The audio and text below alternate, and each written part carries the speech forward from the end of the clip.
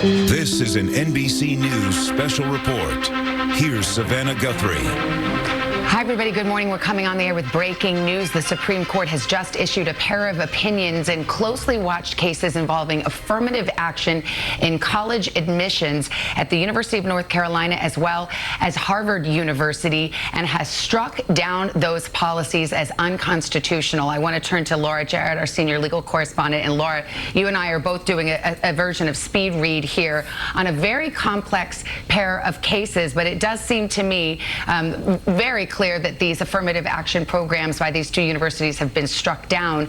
Many people thought, Laura, the court would outright overrule prior decisions that allow for affirmative action in certain conditions, and it's unclear to me that this opinion goes that far. How do you see it? That's exactly right. We have a major decision here as it relates to race and education in this country. And as you said, for decades, the court has said that you can look at race as a limited plus factor, a tip, if you will, not any checking the box exercise. And here, in this case, a divided court has said the programs at Harvard and the University of North Carolina are invalid. Now, those are important because those are ones that many schools base their programs on. And so the upshot here for schools as they try to sort their way through what is a deeply divided court, an opinion spanning over 200 pages here, is to try to sort through what exactly is left. It's clear that if a student feels that race has impacted their life in a deep and meaningful individualistic way,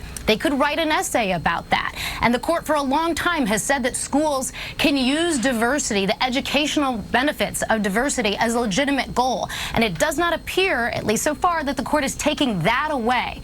But to the extent that Harvard and the University of North Carolina and other schools have been going about it in a way that is not as narrowly tailored as this court believes that it should be, those programs will no longer be invalid. But I have to say, again, this is a complicated opinion. It's going to take a while, I think, for the colleges and universities around the country to figure out what exactly is left, if anything, of their programs, and how exactly they're going to have to try to now sort through what they can do to comply with the law going forward. But what is clear here is that the headline is those colleges and universities programs are invalid. This is a sea change. This is the first time we have seen anything like this. Absolutely. I mean, it's a scathing opinion. I mean, it talks about Harvard and UNC's admissions programs lacking sufficiently focused and measurable objectives, unavoidably employing race in a negative manner, involving racial stereotyping, lacking a meaningful endpoint. So while we did not see that form of words, Laura, that this prior decision upholding affirmative action programs, Grutter v. Bollinger, we didn't say that is outright overruled. To your point, in what is left. So if these admissions programs, which were tailored to try to comply with Supreme Court precedents, if they don't pass muster, you are left to wonder what will. Exactly. Harvard was seen as the gold standard dating back to 1978. It was propped up as the program that actually got it right. The idea that it was taking the whole picture into account, that race, again, was just one factor in a larger, non-formulaic, holistic approach. That's what the schools always said. We're flexible. It's not a just check the box for one race and you get in. But again, it appears on this record that these conservative justices have disagreed with that. And, you know, many had wondered why they took this case in the first place, if they weren't going to sort of reevaluate the law. And it seems, though, that the predictions had been largely correct, and based off of oral argument, the justices seem very skeptical, in particular the chief, saying, where does it end? If Grutter, which came out in 2003, said in 25 years from now you shouldn't have to be relying on race anymore, well, we're almost at that 25-year mark, and it appears because the schools didn't have a time limit that they were willing to commit to, that was really used as a knock against them. Absolutely. It does seem that really got in the craw of many of the justices during oral arguments when they asked these universities, okay, so when does it end? Even Grutter, this seminal Supreme Court case that upheld the use of race-conscious admissions under certain circumstances, imagined that it would end, even said in 25 years we shouldn't need this anymore. And when the universities were asked, okay, so how do you see this ending, the court was clearly not satisfied with the responses there, and that was one of the reasons why these two admissions programs failed in the court's views. They also, continue to read with you, Laura, here. It says, many universities have for too long wrongly concluded that the touchstone of an individual's identity is not challenges bested, skills built, or lessons learned, but the color of their skin. This nation's constitutional history does not tolerate that choice. This is Chief Justice John Roberts writing the majority opinion 6-3 with Justices Sotomayor, Kagan, and Justice Jackson in dissent. Yeah, that's right. And, you know, it's interesting because you have to start from the backdrop that the conservatives on this court have made sort of their feelings about what is more colloquially known as affirmative action for a long time. And the question was always, well, how far do they want to go? Do they want to say you can't use race at all, even in an essay? That would be somewhat extraordinary. And again, at oral argument, even Justice Jackson pointed out, well, how can you strip that away from somebody's identity? How can you tell them they can't even talk about it in an essay? And it appears the court is not going that far. And so now it seems the next step there where we're going here is where people will be trying to find other ways to incorporate how race is meaningful in their lives, but again, not in the way that schools are doing it currently. It's going to be a reworking of the current system. If you want to at least explain how race is important to you, and the school wants to take that into effect as it tries to have a diverse campus and promote that. That's not wrong, but it's the way that schools have been going about it that the justices believe violates the law. Well, and let me turn, Laura, to Danny Savalas, also another lawyer with us who's been looking into this opinion.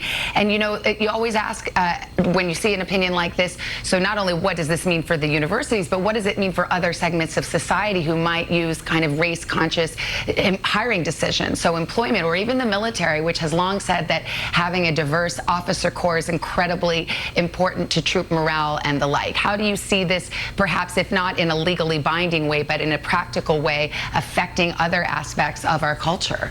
Well, this is really fascinating because we're all digesting this 230-plus page opinion, and the majority doesn't appear to explicitly strike down Grutter. And Grutter was the case that for the first time recognized that diversity could be a compelling interest that could warrant the use of race-conscious admissions policies in higher education as long as they were narrowly tailored. So the issues before the court were either could the court overrule Grutter, or could they simply keep Grutter and decide whether or not the university's policies were narrowly tailored. So what's interesting is the majority opinion doesn't appear to strike down Grutter, but two dissenting and concurring opinions by Justice Thomas and by Sotomayor essentially say, look, the majority opinion effectively overrules Grutter. And I think there's going to be a lot of looking closely at those dissenting and concurring opinions. And at oral argument, that issue of the military came up explicitly. This case will have implications for future cases that deal with this kind of diversity at the military level and elsewhere. But really the narrow issue here was diversity in higher education. And the justices recognize that places like the Naval Academy and West Point are somewhat different. But for today, it's not entirely clear whether Grutter is still good law. It appears to be officially good law. In other words, diversity may still be a compelling interest. But according to at least two justices, concurring and dissenting, they think Grutter is no longer good law.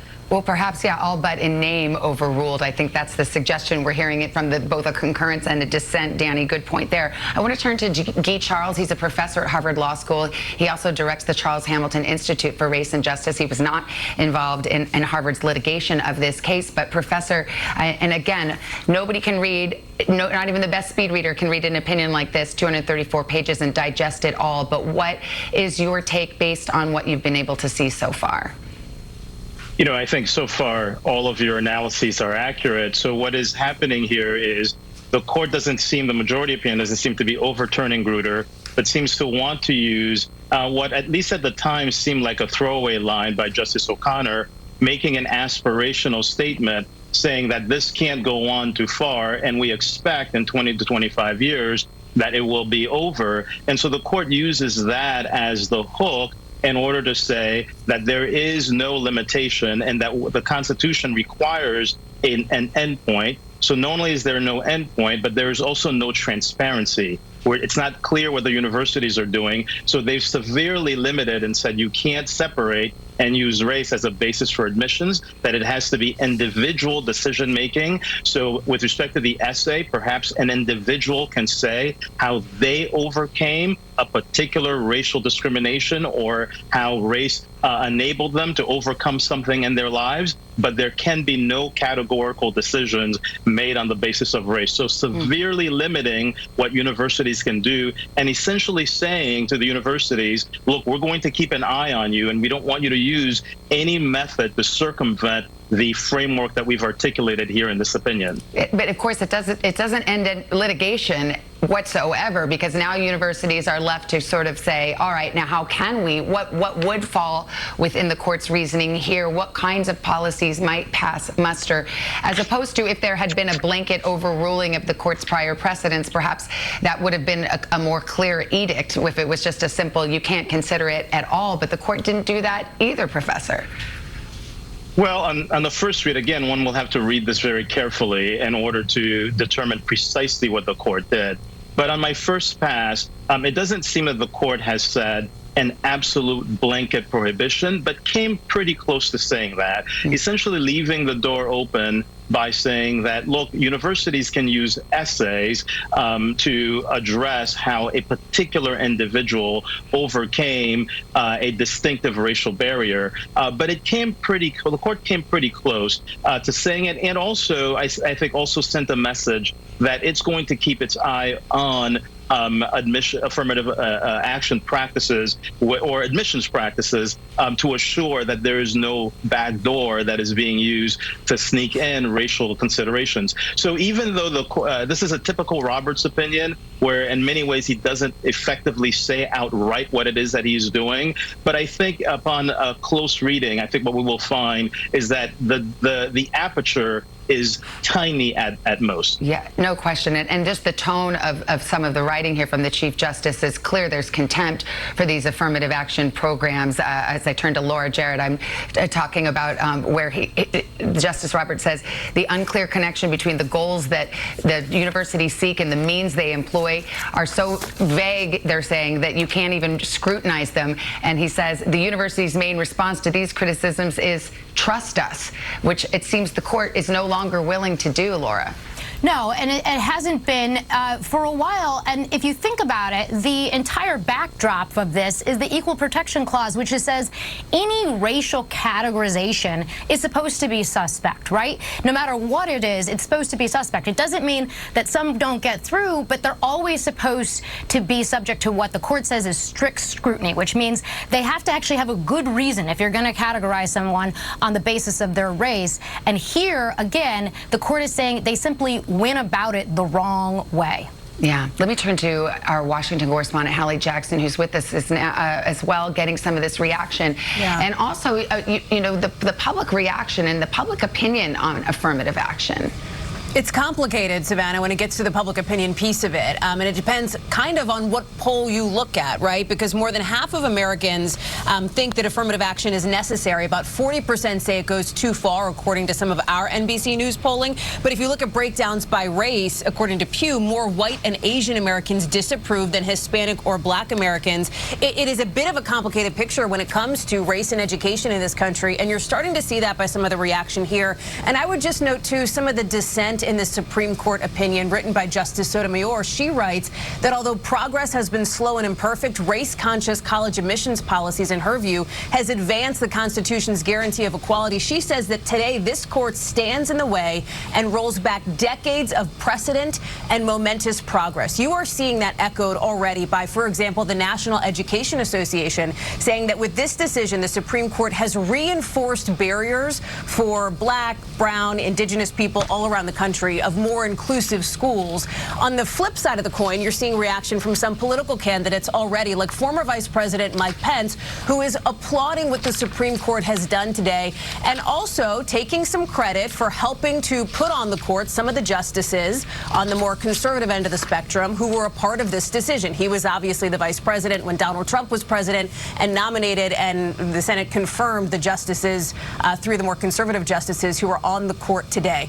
Remember that that already 9 states in this country have currently done what it sounds like the court is moving to do, which is ban affirmative action for public schools. California and Michigan, in briefs filed with the court, pointed out that because of those policies, they saw the number of minority students, they saw less diversity in their schools in the years after those bans were passed. You had other schools like, for example, Oklahoma and several others saying, well, we didn't actually see a difference when we outlawed affirmative action, but you were seeing, and I spoke with some folks this morning with the NAACP who said there is going to be a real concern about diversity in classes if the Supreme Court takes this step, which it appears that they've done, Savannah. All right, Hallie, thank you. And as you go through this rather thick opinion, which I have right here just so people know what we're talking about, the fine print is right here. And many of the justices, even who are in agreement with the majority decision and the outcome here, have written concurring decisions. So perhaps highlighting other reasoning, something more for lawyers and indeed these universities and perhaps employers as well to pore over in the coming years. Let's go to our chief White House correspondent, Kristen Welker. And of course, the White House would also be watching this quite carefully. What do you hear, Kristen? Savannah, I'm told they're reviewing this decision right now. I wouldn't be surprised if we heard from President Biden about this. He's heading to New York a little bit later on today for a pair of fundraisers. But look, the press secretary, Karine Jean-Pierre, has been asked about this. She has stressed the fact that equity and equality is a key priority for President Biden, noting that he signed an executive order stressing the need for diversity in the agencies here. I spoke with a source familiar with the administration's thinking in the run-up to this decision. Let me read you what that source had to say, sort of a pre-reaction, if you will, to these events, Savannah. This person saying, quote, President Biden supports making an education beyond high school accessible to all Americans. As the Biden-Harris administration has reiterated in its brief in support of the universities, the federal government has an interest in ensuring that our colleges and universities produce graduates who come from all segments of society and who are prepared to succeed and lead in an increasingly diverse nation. The Supreme Court reaffirmed this not long ago in Fisher versus University of Texas at Austin in 2016. And as the administration argued during oral arguments, the court should do so again. A little bit of a preview of what we can expect to hear in any written or verbal remarks that we might get from President Biden. For President Biden, this is really a political matter as well, not just a policy matter. Savannah, we've seen that in the wake of the Supreme Court overturning Roe v. Wade. He, the vice president, have tried to cast this court as a so-called extremist court. I'm quoting here, so taking the opposite tact of, for example, former Vice President Mike Pence, who's touting the fact that they put some of these conservative justices on the court to make these decisions possible. We are hearing from the NAACP. I know we were just talking about that with Hallie, who says, quote, today, the Supreme Court has bowed to the personally held beliefs of an extremist minority. We will not allow hate-inspired people in power to turn back the clock and undermine our hard-won victories. So again, we are getting a little bit of a preview of what I think we can expect to hear from President Biden. Again, he's been ramping up his 2024 re-election campaign. He's going to some fundraisers later today. Undoubtedly, reporters are going to ask him about this, get his reaction, and I anticipate he will make this a cornerstone of his campaign message. All right, Kristen, thank you very much. I'm going to turn now to Lonnie Chen, a research fellow at Stanford University's Hoover Institution. I wonder what you make of this decision. Do you feel, as many of our analysts who are just starting to digest this opinion, that in some sense these earlier precedents allowing some race-based admissions policies, that it's all been overruled?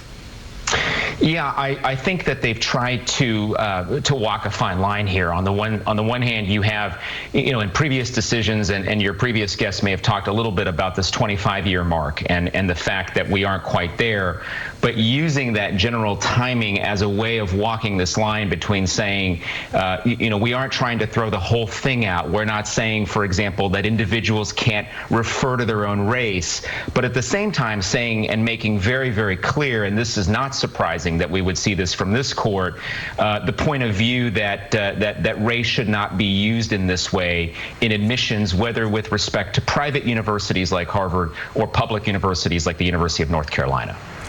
And do you it's interesting to me because one of our previous guests, a Harvard professor, had said, you know, that Sandra Day O'Connor line in that original Grutter case where, you know, it's got to end at some point, maybe in 25 years. He said that was almost a throwaway line. Now the court is reading it as a requirement of that precedent, that it's got to end at some point, and that these policies fail because these universities could not put a timeline on it. They couldn't say when, if ever, their goal of diversity would be achieved.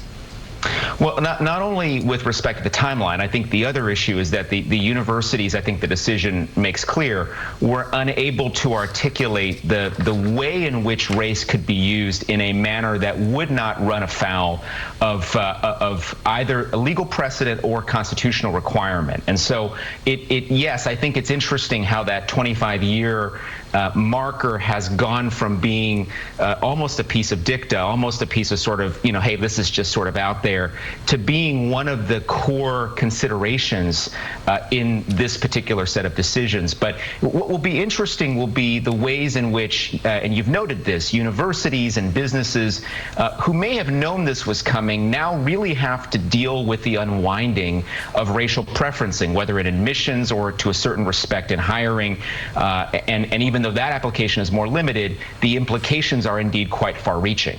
Indeed, and let's talk about those with Danielle Hawley, the Dean of Howard University's Law School, a school that will have to grapple with this decision.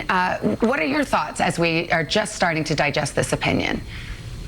You know, I think it is going to be a very tough opinion to navigate for colleges and universities. As of July 1st, I become the president of Mount Holyoke College. And at Mount Holyoke, we value tremendously everything about our applicants and students who attend our college, and to be able to consider the whole student. While the opinion does say that applicants may write about race if it's tied to individual character, I think the issue is, how do schools navigate what is the Chief Justice's advice? And I think it's going to be very difficult to do that while trying to pursue the incredibly important goal of reaping the educational benefits of diversity.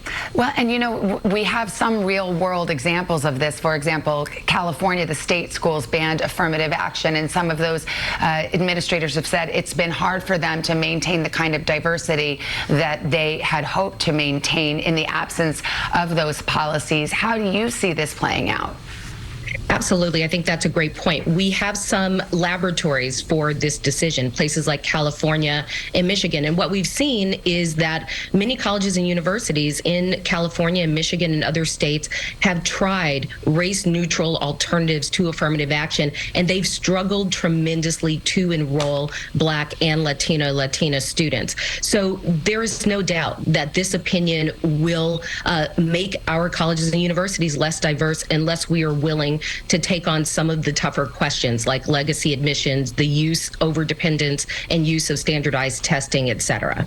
I mean, that's where the policy discussion certainly goes from here. Let me turn back to Laura Jarrett. Stick with us if you would, to all of our panelists as we discuss this. But it is interesting because some of the oral arguments centered on the issue that our professor, our university president, just raised, which has to do with some of the other policies that have long and traditionally favored white applicants, such as parents who can donate, parents who went to that school, some of the particular sports that some people participate in, and how this decision as a practical matter lines up with those policies. Yeah, and it's certainly something that Justice Gorsuch was very focused on in oral argument, essentially saying, if diversity is truly your genuine goal, Harvard, then why don't you get rid of legacy? Why don't you get rid of all standardized testing, any dependence on those? If you want to strip away all of those and then come to us and say, we still can't achieve the racial makeup that we want, that would be one thing, but you haven't even tried. And what it suggests is that you didn't try, again, what they call race-neutral alternatives. And because you didn't try that, they sort of view the entire project as suspect. But as we're sort of sorting through this, I think it is worth pointing out what the Chief Justice is saying is allowed, because I think these particular passages are now going to be dissected at length. He says nothing in this opinion should be construed as prohibiting universities from considering an applicant's discussion of how race affected his or her life, be it through discrimination, inspiration, or otherwise. And so I think, again, this is where sort of the meat is now going to be, and perhaps additional litigation is going to result from that particular passage? It's interesting because it underscores what I think we've all noted here is this case will not stand for an outright ban of any explicit mention of race in an applicant's admission to a university, but it has been severely limited in terms of what the universities themselves can do in terms of race as they seek to get a composition of a student body that they consider to be racially diverse. I want to turn to Jennifer Mascott. She's a former law clerk for Clarence Thomas and Brett Kavanaugh, so certainly knows the inner workings. So when you look at an opinion like this, you see all these concurrences, these dissents, you know that they've grappled with a key precedent of the court. What are your thoughts about it? Well, thanks so much. Yes, I mean, I think today, obviously, 6 justices of the court have said that under the Equal Protection Clause of the 14th Amendment, that admissions programs cannot discriminate, cannot make admissions decisions squarely on the basis of race. As others have mentioned, the court is saying that if race has impacted your life and it's had a connection with some kind of character or quality or aspect of your background, that like any other part of your past, obviously, in an admissions decision can look at it, can consider it. But strategically, one thing I find very interesting about this big blockbuster con law decision of the year is that there are some interesting contrasts to the Dobbs decision last year that overruled Roe versus Wade. Here, there was actually a statutory basis on which the court could have found the university programs unlawful, and instead it decided to squarely take on the constitutional question.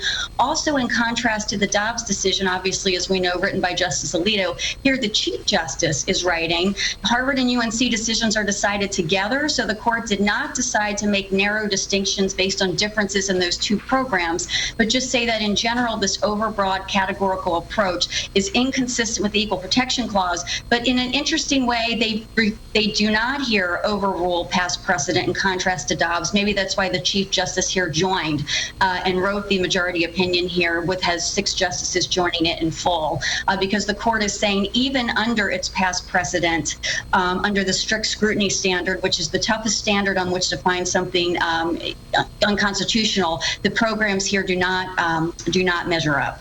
Do you look at this, and you again know the, for lack of a better phrase, the politics of the court and the way that some of the wrangling goes on behind closed doors about opinions, who's going to write the opinion, what the justices are willing to sign on to? Do you feel that had it been, let's say, an Alito who had written that opinion, or a Justice Thomas, that you would have had an overt, we have overruled Grutter, and do you consider Chief Justice's decision to be something of a compromise position?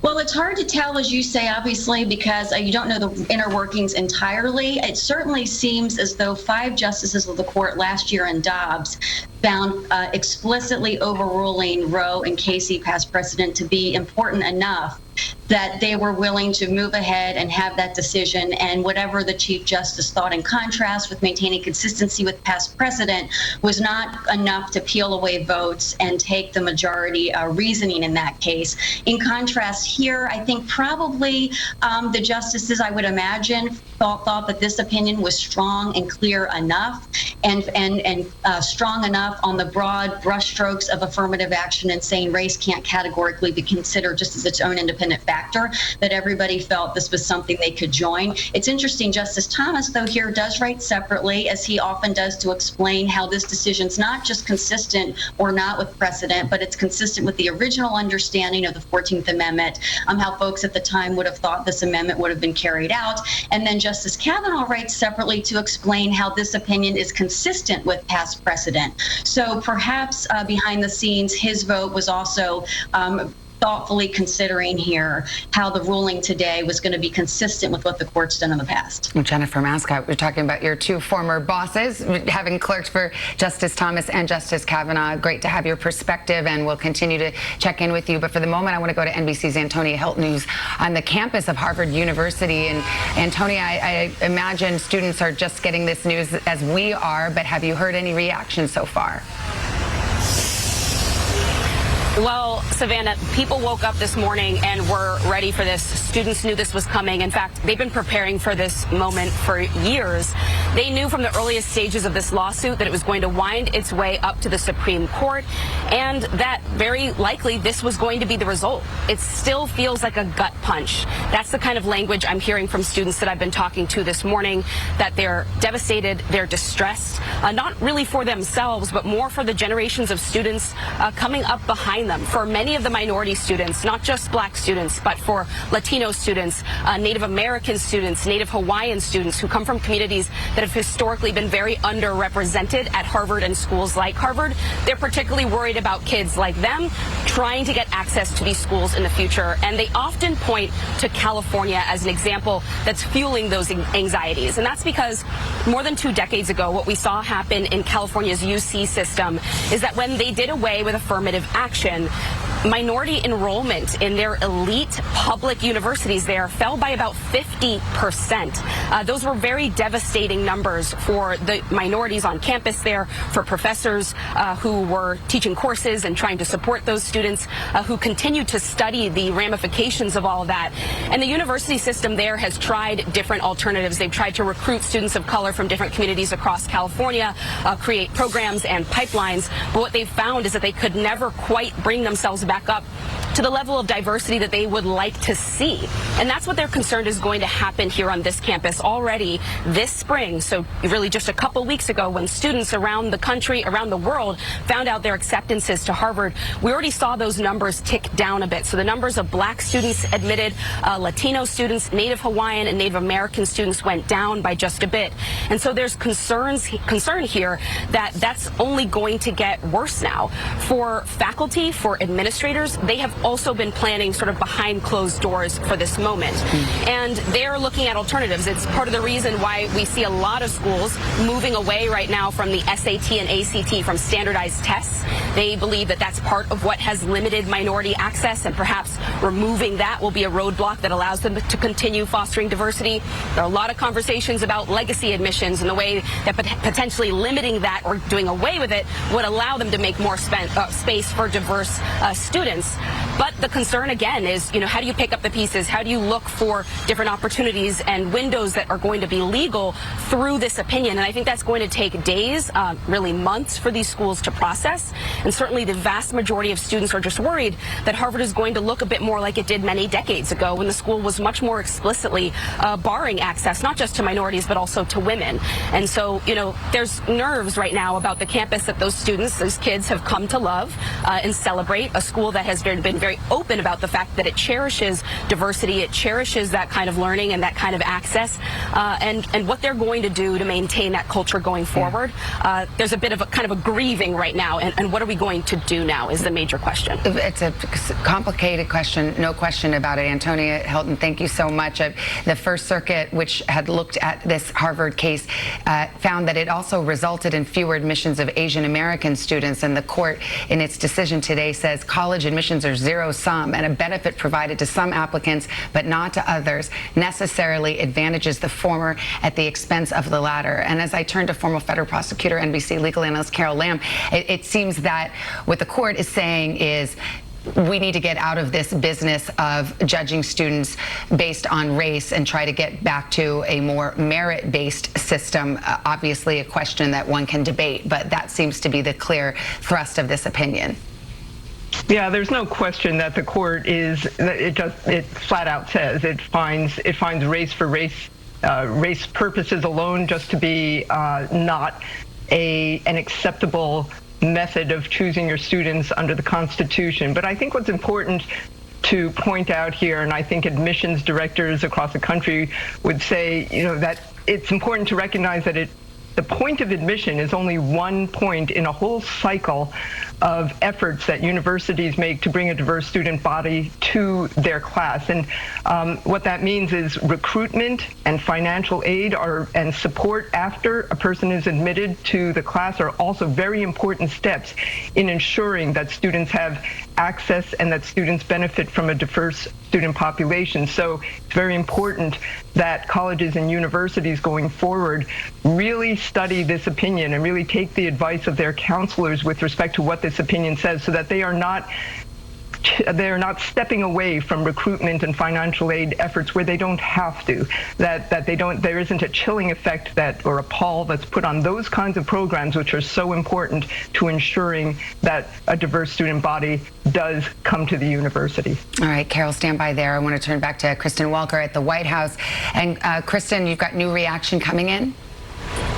Savannah, I've got new reaction from former President Trump from his campaign. A spokesperson writing, quote, President Donald Trump made today's historic decision to end the racist college admissions process possible because he delivered on his promise to appoint constitutionalist justices. America is a better nation as a result of the historic rulings led by Donald Trump's 3 Supreme Court nominees, underscoring that this is the type of language, Savannah, that again we heard from his former vice president, Mike Pence, as a political matter in a primary election season. What you're seeing is a lot of the Republican candidates really praising this decision. We are still waiting for reaction from the White House. They are still reviewing this for that very reason that you say, Savannah, because this is a very complicated ruling. They want to make sure that their reaction, I am told, is accurate to what is actually in the pages of this decision. But again, as a political matter, the tone that we have seen from this president, who has already been out on the campaign trail, ramping up his reelection campaign, has been one of campaigning against some of what this court has done so far. And so the question becomes, how will this decision fit into that broader narrative that we've seen from President Biden? Of course, in a general election, the vote of voters of color is going to be critical for whoever wins the White House. And so the language around this ruling, Savannah, I think is going to be a key feature. Well, we've seen certainly how a Supreme Court decision can factor greatly into the elections that then follow it. We saw it with the Dobbs decision that overturned Roe versus Wade. But when you look at public opinion for affirmative action, where is the public on that? Is it a clear-cut case for either side here? Who will receive a political benefit, if any, by a decision like this? Well, if you put up some of the latest polling that we have, Savannah, it is quite split. Now, in some cases, polling and support for affirmative action goes as high as 63%. But in other polls, it's more narrowly divided. And so I think even that becomes a very complicated question, and it's how the polling is worded. Are you talking about affirmative action? Are you talking about preferences for voters of color?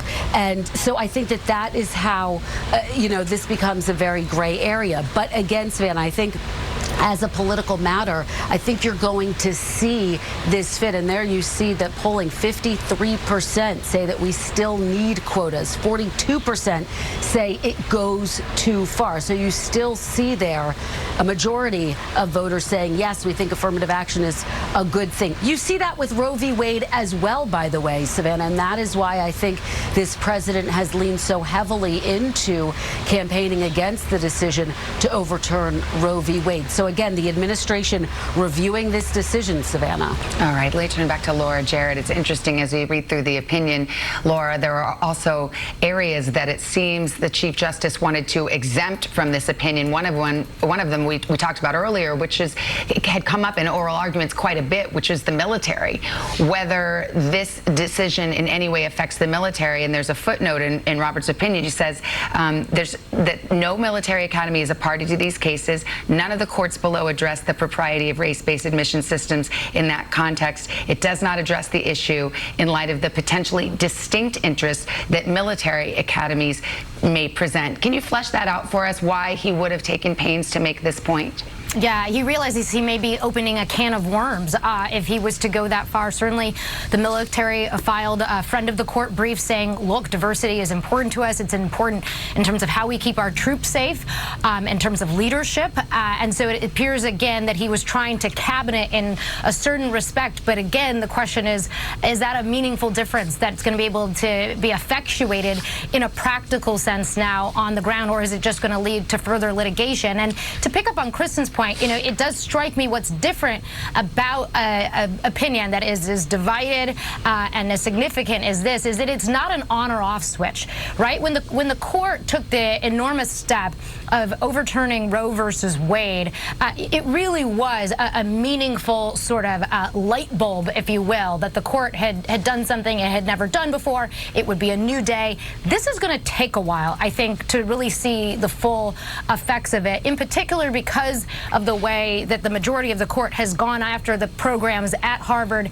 and UNC in such a direct way, saying that they engaged in stereotyping. Remember, the allegation here was that the schools had actively discriminated against Asian American applicants in a way that it was quite stark, and also favored Black and Latino students. And it may not be the case that every school on the same type of record could be found at doing that, but they at least believe that Harvard and UNC did. And also, Savannah, this point about a meaningful time limit. The court seems very consumed by the idea that the schools simply were not willing to commit to an expiration date on the use of race, and they're really honing in on that in particular. Again, maybe a different case would have a different outcome if schools had tried to limit it in some way, but on this record, the case has not.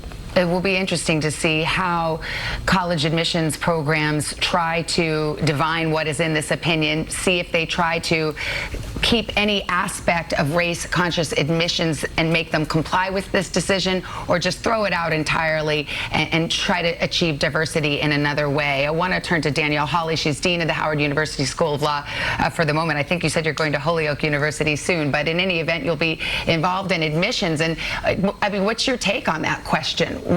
Would you try to persist in having race be a factor in admissions if you could comply with the letter of this decision today?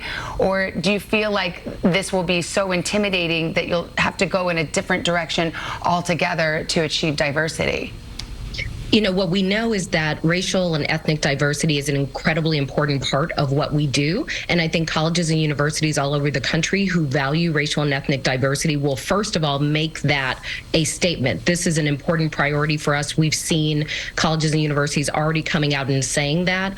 And I think considering race is a very broad spectrum, and it includes things like completely holistic review, allowing students to talk to us about who they are and the life circumstances that they've had up to this point.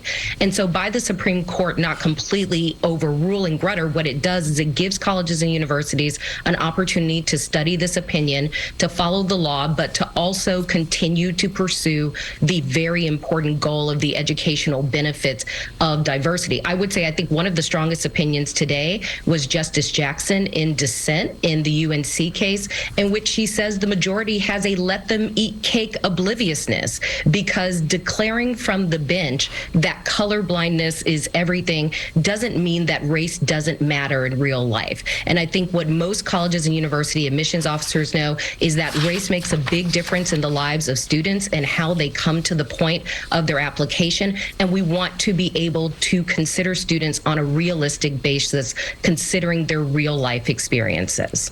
Thank you so much. I want to turn now to Guy Charles, who is a professor of law at Harvard Law School, should mention, not again involved in the litigation of this case. But, you know, taking a step back here to pick up on where the conversation was headed, it really, these are these big moments in our history where we're kind of grappling with what does the decision Brown versus Board of Education, which outlawed segregation in schools, what does that mean? What's the real legacy of it? And when you go back that far, and then you go to the Bakke case in 1978, I think, that allowed the first race-conscious admissions.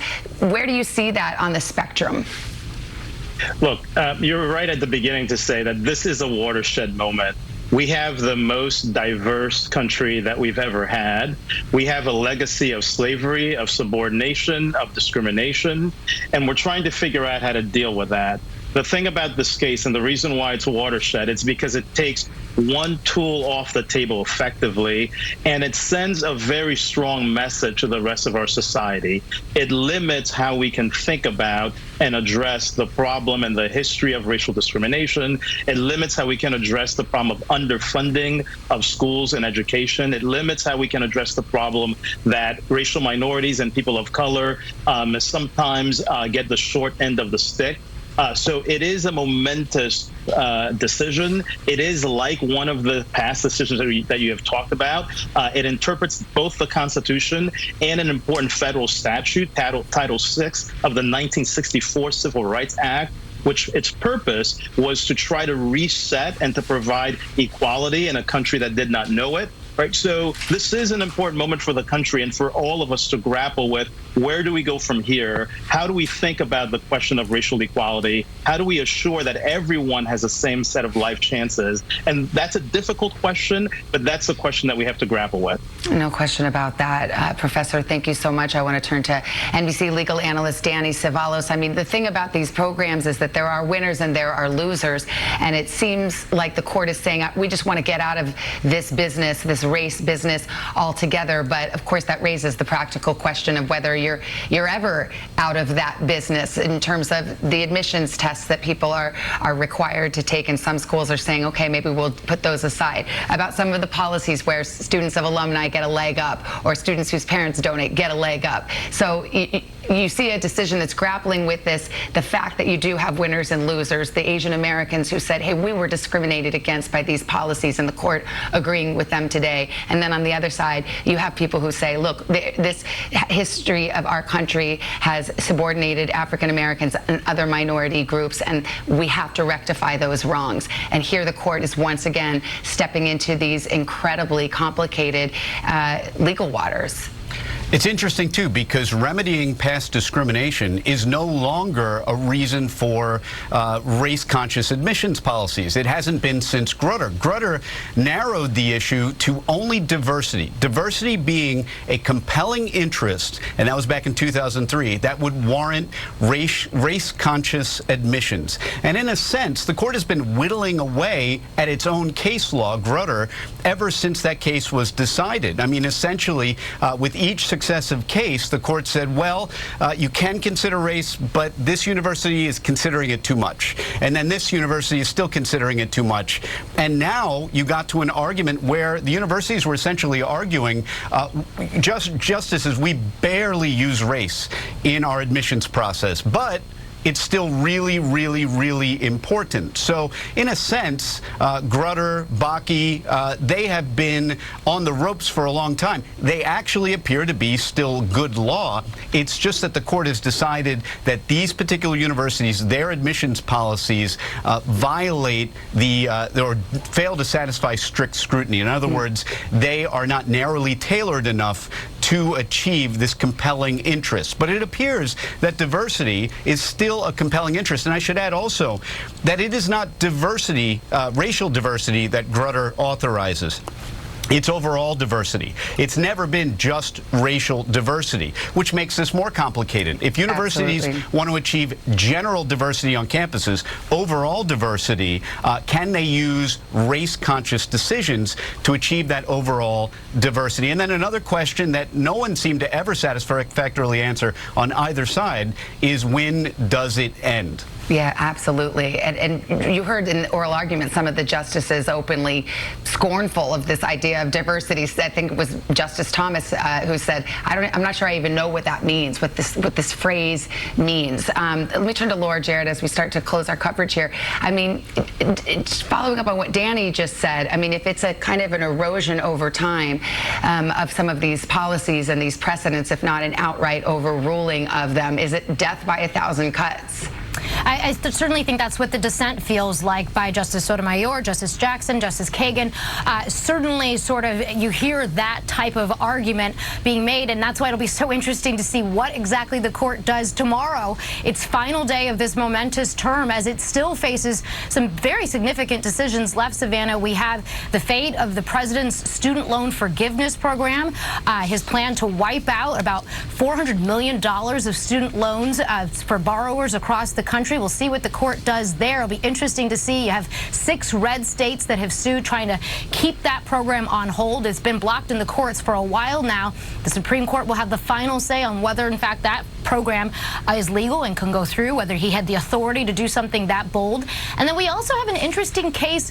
It's really a sequel of what happened 5 years ago. It's about a wedding website designer who hasn't made a single website yet, but she wants to only make them for straight couples. She doesn't want to make websites for gay couples. And the question there is, can she do that under a state law that says if you have a public accommodation, you have to be open to all? So we'll wait to see what happens there tomorrow. The key First Amendment case, so once again, again, the court waiting till the very closing days of its term to issue some landmark rulings, and we got a watershed today in terms of affirmative action. We'll continue to digest the story. Laura, thank you to you. Thank you to all of our correspondents and guests today. We'll have much more over on our streaming channel, NBC News Now, tonight on Nightly News. I'm Savannah Guthrie. This has been an NBC News Special Report.